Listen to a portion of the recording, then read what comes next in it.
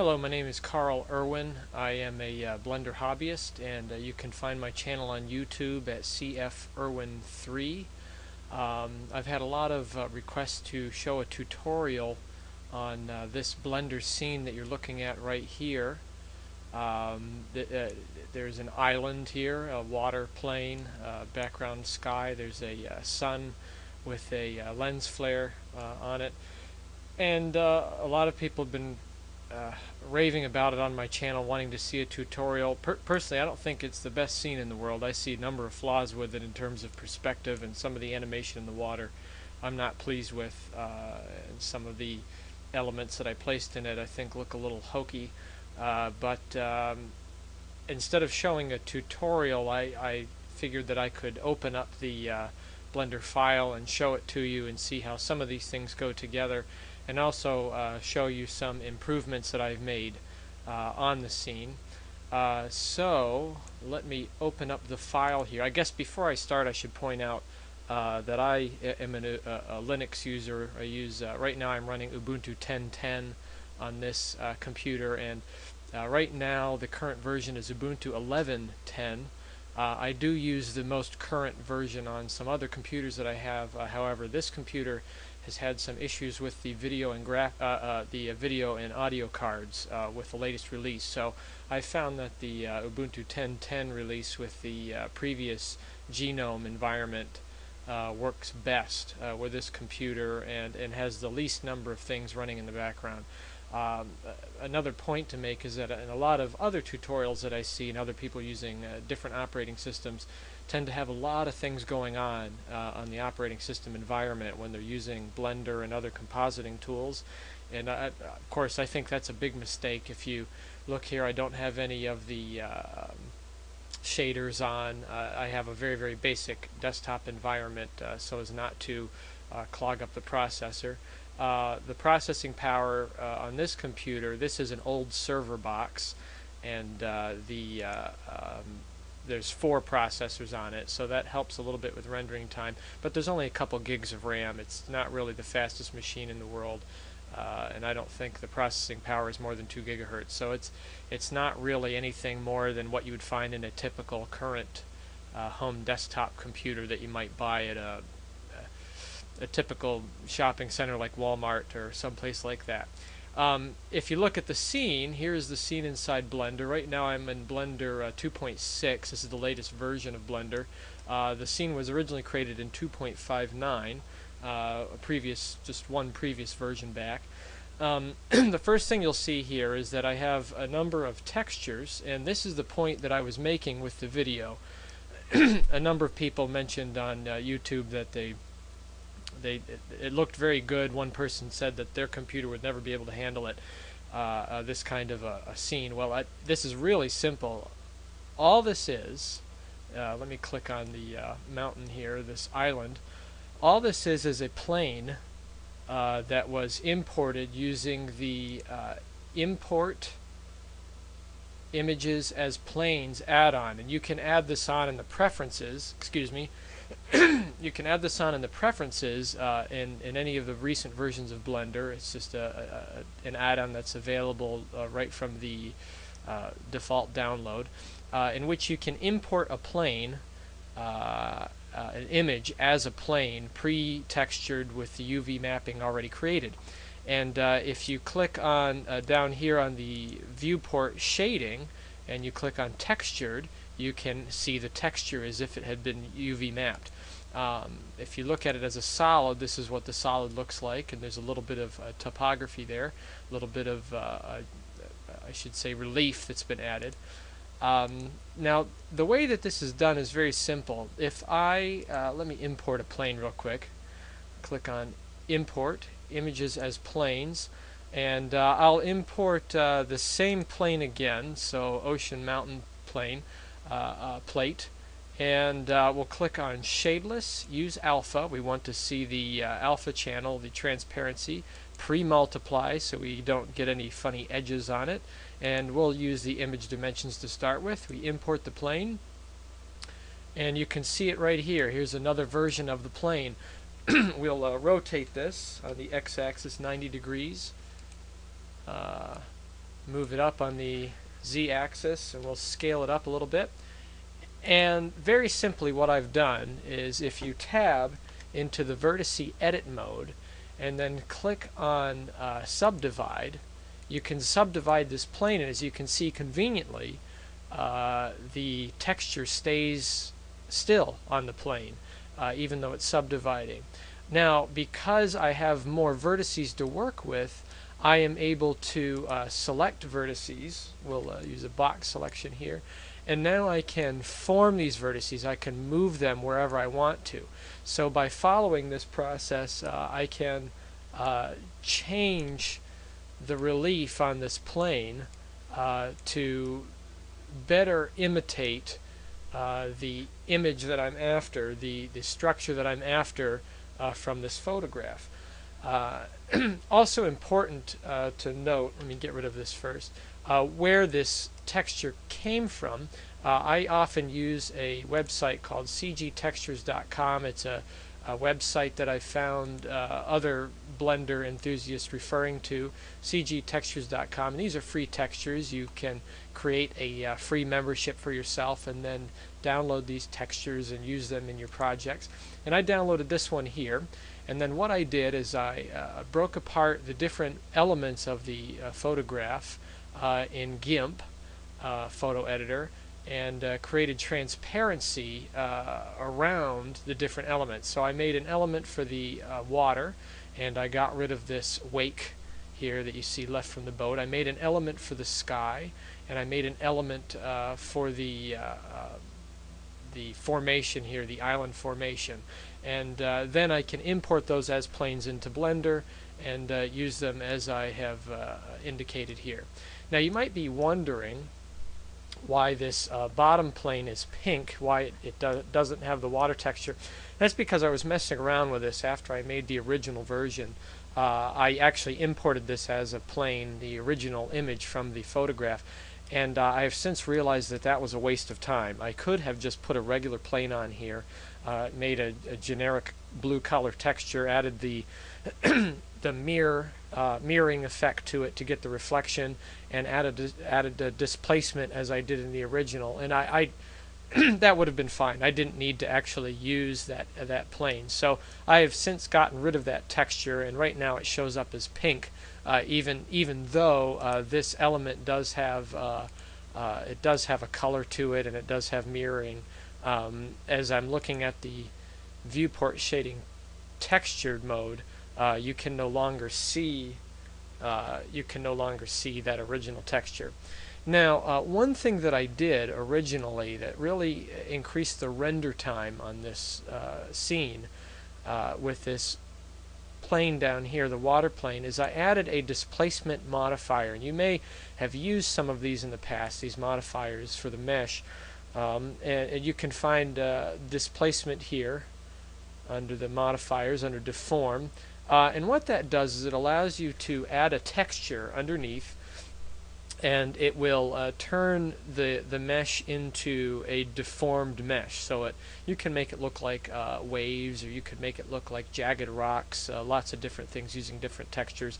I encourage you to go to Andrew Price's website, blenderguru.com, and there are several tutorials where he uses displacement modifiers and deform modifiers that do the same thing. He does one with an asteroid where he creates an asteroid in space, starting with just a cube, and then using various modifiers to create that texture.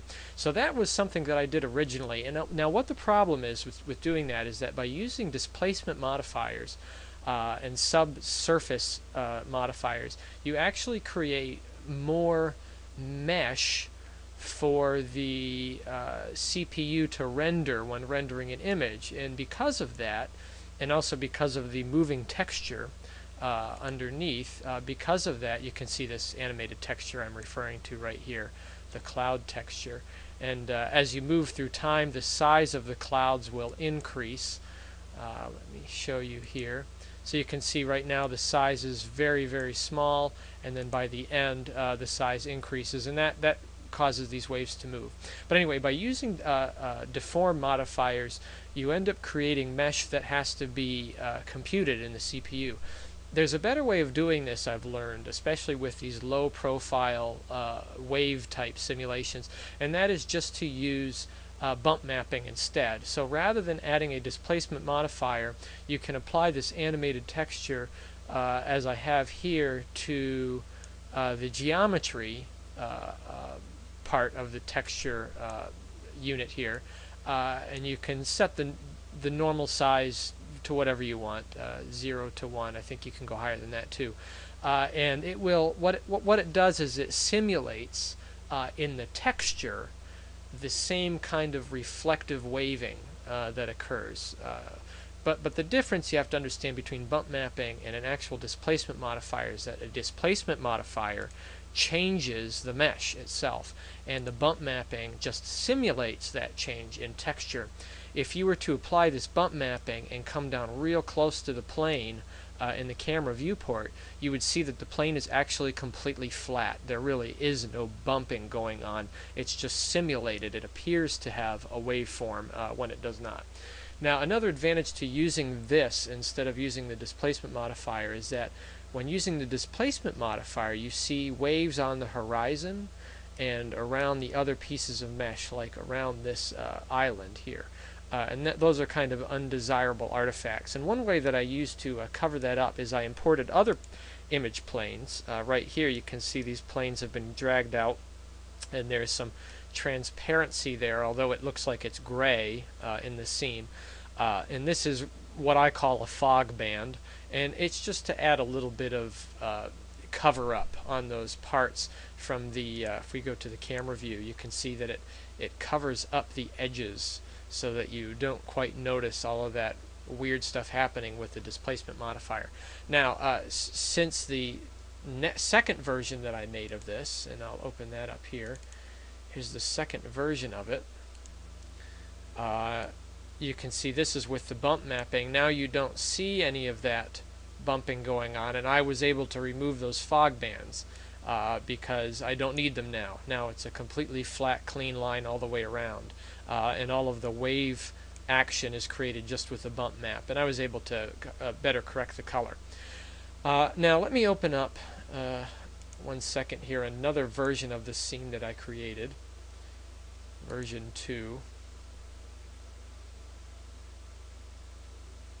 And you can see it looks just like the other one, but I have added bump mapping instead. And also in the first version I was using a halo. There was one point way out in space, way out here, and it had a single vertice with a halo on it. And then you can also enable on that single vertice halo a lens flare that is in the texture panel. If you look here, if I were to set this texture to halo, and then down here turn on flare, it will create a lens flare figure that can be in the final render. That is a pretty quick and dirty way of adding a simple lens flare, but I found that it doesn't look very real. It looks a little too grainy, a little too chopped off. It doesn't have the glowing, gradual, translucent kind of look that a real flare has in a real optical lens. So the better way of doing this is to actually add an object that emits. So I've added a sphere way out there, and then in the compositor, if I switch to the compositor here real quick, on this separate layer I have this sphere. If I can find it here, right here, let me add a composite node.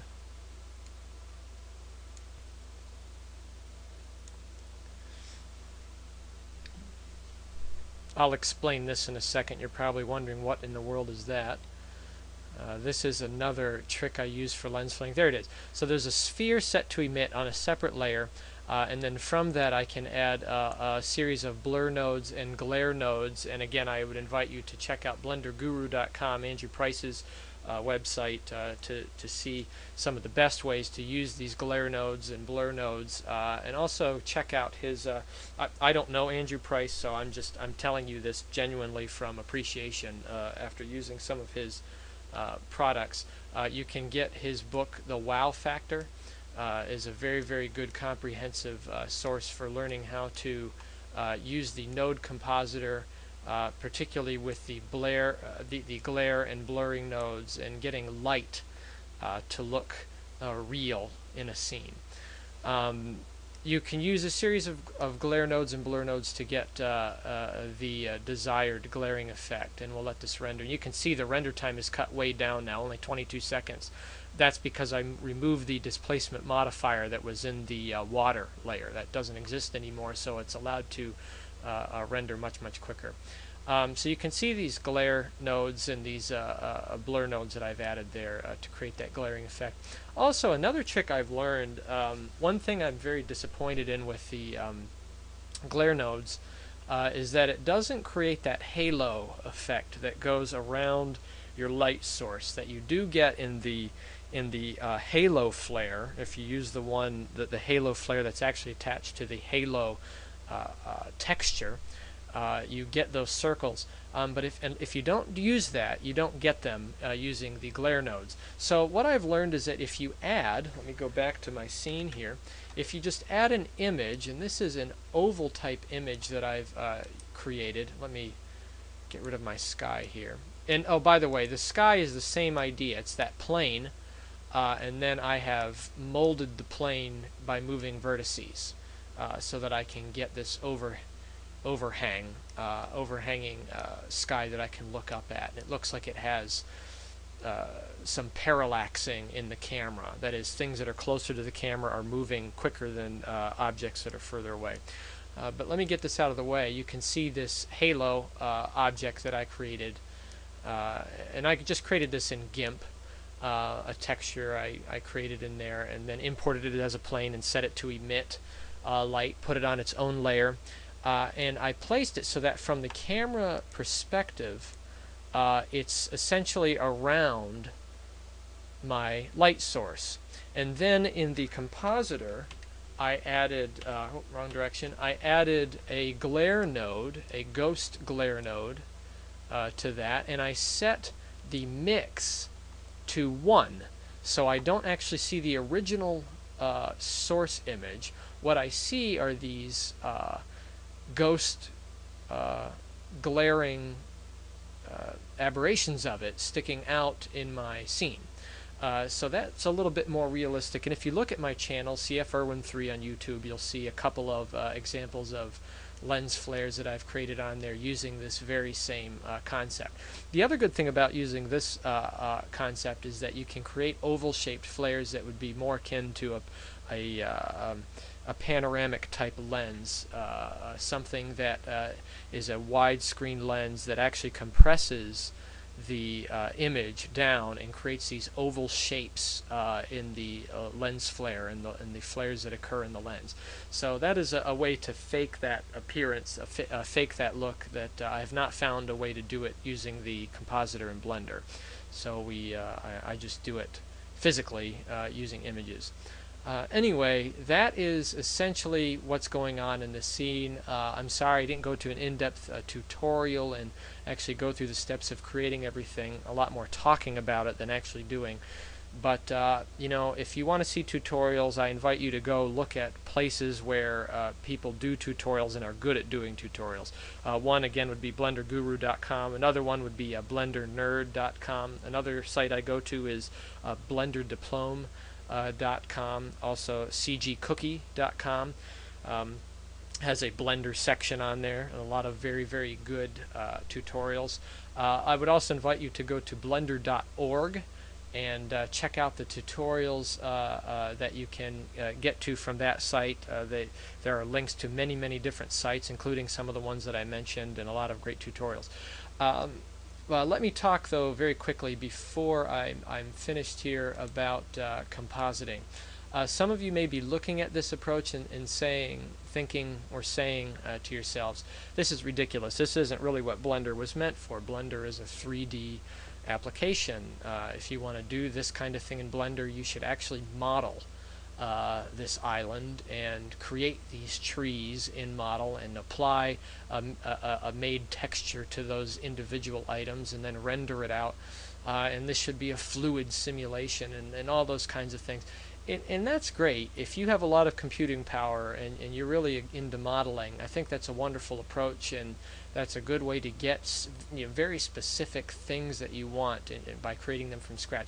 I'm not a modeler. I'm not going to be a modeler. I'm more interested in compositing, and I tend to use Blender more as a compositor, such as you would use in other applications such as After Effects or Cinelera, and I do use Cinelera too from time to time as a compositor. And so in that respect, importing planes and using image planes and compositing in this way is much faster and gets to the end result that I'm looking for, rather than going through the steps of modeling all of this content.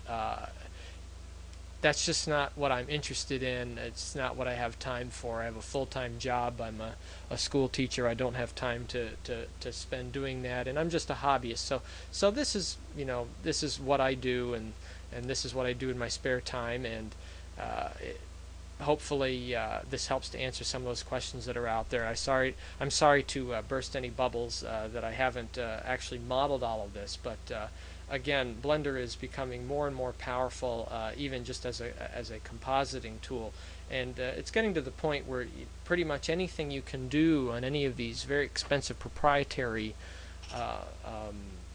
software applications, such as After Effects, you can actually do in Blender if you have enough creativity. So another site I would suggest you look at is Andrew Kramer's website, Video Copilot, which is an After Effects 3D Max Studio kind of website. It's geared towards those kinds of proprietary applications, and they sell products for that on that website. I would invite you to look at that site just to get ideas on compositing and layering, and a lot of those things can transfer even into Blender. And you can create things that you would find in other applications using Blender.